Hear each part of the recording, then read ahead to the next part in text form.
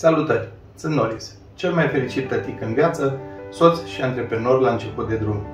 Motivele mele sunt flămând de reușită după ani de muncă și eșecuri. Vreau să învăț, vreau să reușesc, vreau să am succes. Din aceste motive am creat platforma Famers.com. Afacerea mea ajută toți doritorii să câștige bani prin aportul pe urmăriri și interacțiuni cu videoclipurile creatorilor de conținut, care doresc notorietatea pe canalele lor de YouTube.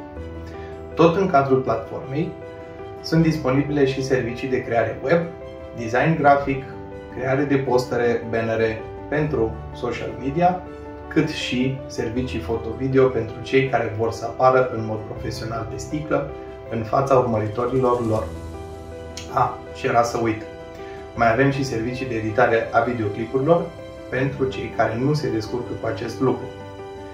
Vă mulțumesc pentru oportunitatea de a participa la proiectul suntliber.ro și mulțumesc domnului Călin Donca și echipei sale pentru atenția și grija acordată antreprenorilor la început de drum.